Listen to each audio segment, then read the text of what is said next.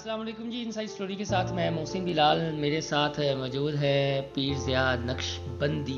ये वही हस्ती हैं, आपको नौजवान लग रहे होंगे, और जो मैं इनका तारुफ करवाने लगा हूँ वो ये है कि अगर मौजूदा पाकिस्तान की चीदा शख्सियात के बारे में कहा जाए कि 5 शख्सियात कौन सी हैं जिन्होंने इन चंद सालों में तारीख रकम कर दी या अपने नज़रिए से या अपनी शख्सियत से सब कुछ बदल के रख दिया, तो इमरान खान के अलावा दूसरी अहम शख्सियत होगी या उससे भी अहम शख्सियत होगी, वो होंगे अल्लामा खादिम हुसैन रिजवी। तो ये वो हस्ती हैं जिन्होंने सबसे पहले मीडिया में अल्लामा खादिम हुसैन रिजवी को इंट्रोड्यूस करवाया। ये किसी रोज़ अलग से इनसे गुफ्तगू करेंगे क्या मामला था और किस तरह उनकी इन्होंने स्ट्रगल देखी। ज़िया भाई, सुप्रीम कोर्ट का ताज़ा एक इशू उठा हुआ है और उलमा इकराम की स्टेटमेंट्स भी आ रही हैं। आप खुद माशाल्लाह इस तदरीस के शोबे से वाबस्ता हैं और चीज़ें हैं, आप इस इशू को किस एंगल से देख रहे हैं? जी, ये जो मौजूदा फैसला आया है सुप्रीम कोर्ट की जानब से, इसको एक तो ये है कि तमाम मसालक के लोगों ने रिजेक्ट किया है और उसमें ऐसी चीज़ें मौजूद हैं कि जो मतनाए कादियानियत आर्डिनेंस के अंदर नहीं है। हम ये देख रहे हैं कि मुझे ये एक रहनुमाई फरमाएं, चूँकि मैं बात कर लूँ। जी जी। तो ये जो मौजूदा फैसला है, हमने देखना इसको है कि कादियानियों के हवाले से जो पहले आइन मौजूद है, मतनाए कादियानियत आर्डिनेंस के होते हुए इस तरह के फैसलों का आना ये मुल्क के लिए नुकसानदेह है। दूसरी तरफ ये है कि अगर ये फैसला आ गया था या आ चुका है तो तमाम मसालक के उलमा को ये चाहिए कि जो मुत्तफिक हैं इस इशू के ऊपर कि ये फैसला दुरुस्त नहीं, उनको आज भी ये चाहिए कि वो दोबारा सुप्रीम कोर्ट में नज़रसानी के लिए जाएं। और मुझे उम्मीद है कि चीफ जस्टिस और उनका जो साथ पैनल है वो इसके ऊपर नज़रसानी की दरख्वास्त को कबूल करते हुए दोबारा बहस का आगाज़ करेंगे। हमें असल में ये चाहिए कि तमाम तर जो इस तरह के इश्यूज होते हैं, आइन का इश्यू तो हमने session court, high court, supreme court के अंदर हमने हल करना है, शरिया कोर्ट के अंदर हमने हल करना है। कोई सियासी इशू हो तो हमने फिर उसको पार्लियामेंट और सेनेट के अंदर हल करना चाहिए। ये धरना सियासत जो है ये नहीं होनी चाहिए। और बदकिस्मती ये है कि जब तक कोई धरना देता नहीं, कोई किसी की सुनता भी नहीं। उनका भी जमहूरी सोचों का फुकदान है, जमहूरियत का फ़रोग नहीं हो रहा। तो मैं ये समझता हूँ कि उलमा को दोबारा सुप्रीम कोर्ट से रजू करना चाहिए, नज़रसानी की दरख्वास्त पेश करनी चाहिए और उसके बाद मुझे अल्लाह के घर उम्मीद है कि जो एक पहरा खिलाफ तमाम फैसला वो दुरुस्त है, उसके अंदर 4-5 लाइनें ऐसी हैं कि उनके ऊपर बात की जा रही है। और ये अहले सुन्नत भी कर रहे हैं, देवबंद भी कर रहे हैं, अहले हदीस भी कर रहे हैं, अहले तशय्यो भी कर रहे हैं। तो इसलिए मैं चाहता हूँ कि कोर्ट को इस बात पे रजू करना चाहिए और असर नौ तरीके से। कोई इसमें उलमा की भी इसमें कोई तौहीन नहीं है, ना कोई इज्जत वाली बात है, सुप्रीम कोर्ट की भी तौहीन या इज्जत वाला मामला। ये एक आइन है, एक डिस्कस हो रही है, फैसला आया है, लेकिन उस पर अभी नज़रसानी का वक्त मौजूद है और नज़रसानी की तरफ हमें जाना चाहिए। उन्होंने जो प्रेस रिलीज सुप्रीम कोर्ट में ने जारी की, उन्होंने ये लिखा जी कि हमने मौका दिया था, फिर जैयद उलमा से और कुछ तलीमी अदारों के जो असाज़ा कराम हैं उनकी राय ली, तो कोई इस तरह का मामला नहीं है। और हुकूमत पंजाब ने नहीं, मैंने फैसले को पढ़ा, उसमें ऐसी चीज़ें हैं, कोई आलम दीन किसी इदारे का किसी से लिखा हुआ है, उसमें ऐसी चीज़ें हैं, ये ऐसे ही है। अब हमें खुल की चीज़ें आ रही हैं, तभी उर्दू में आया था, हमने ये चीज़ें सामने आ गई हैं। इंग्लिश में फैसले आते हैं, वो आम बंदा पढ़ नहीं सकता।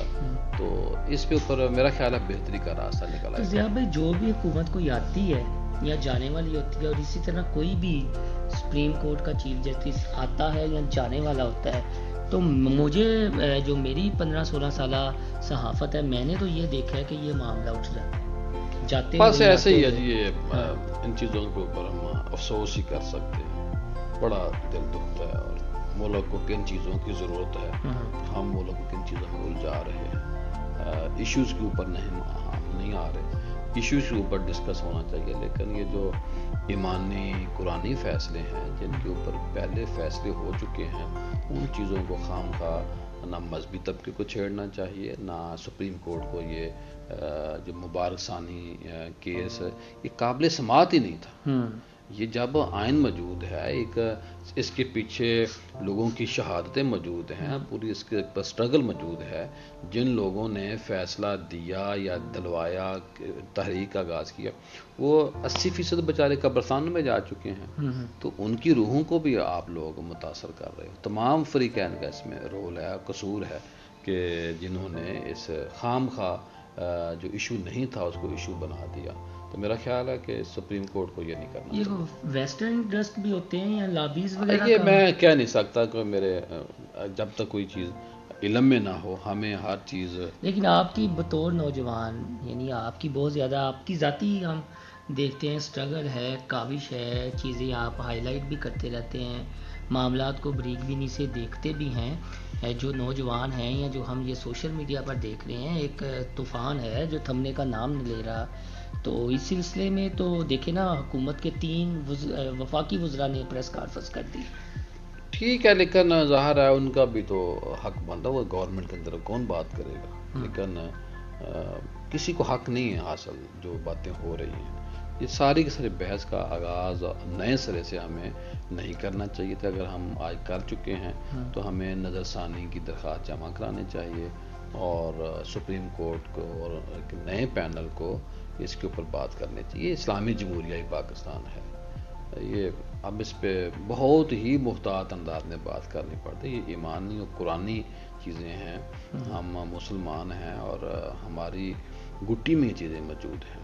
اللہ خیر فرمائے.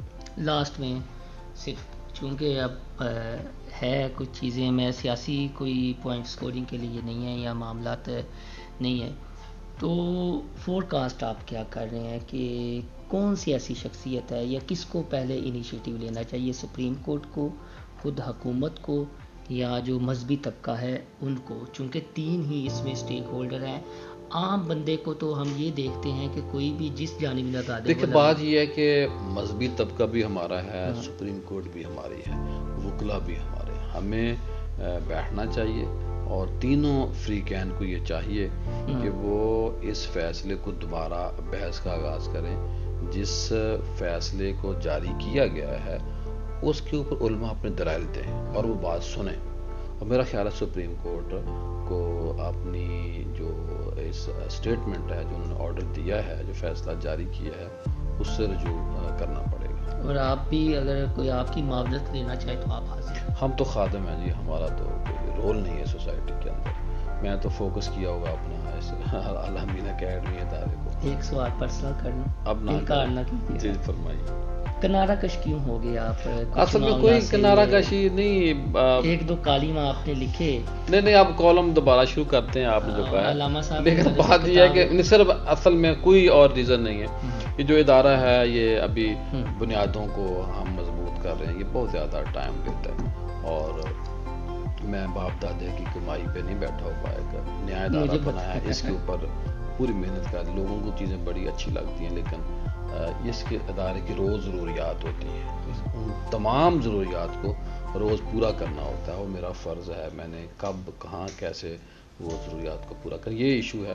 انشاءاللہ بھی میری 2 کتابیں نہیں آ رہی ہیں، وہ آپ کو. اچھا، وہ کون سی؟ ایک میری کتاب آ رہی ہے جدید خطبات رمضان، اور میرا کالموں کا جو مجموعہ ہے وہ آ رہا ہے. اس میں وہ کالم ہوں گے؟ سارے کالم موجود ہیں، سارے کے سارے موجود. پکی بات ہے. انشاءاللہ.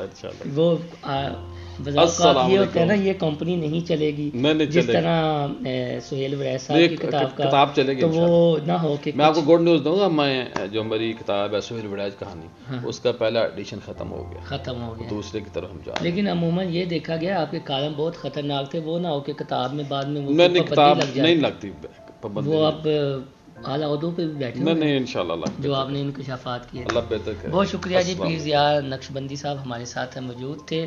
اصل میں جو ان سے چاہ رہا تھا، چلیں پھر کسی روز ان سے گفتگو کر لیں گے کہ پاکستان میں یہ واحد ایک صحافی ہیں، صحافی میں کہوں گا چونکہ ہماری برادری سے تعلق رکھتے ہیں، کہ جو شاید بہت زیادہ جانتے ہیں امیر لبیک کے حوالے سے، تو میں کسی روز ایک سلسلہ ان سے شروع کرنا چاہ رہا ہوں، اور میری کوشش ہوگی کہ جو ان کہی کہانی ہے، ان ٹولڈ سٹوریز ہیں، یہ ہم تک شیئر کریں۔ تو جب آپ کا دل کرے جی میں حاضر ہوں، مجھے بلا لیجئے گا اور میں آپ سے رہنمائی حاصل کرنا چاہوں گا۔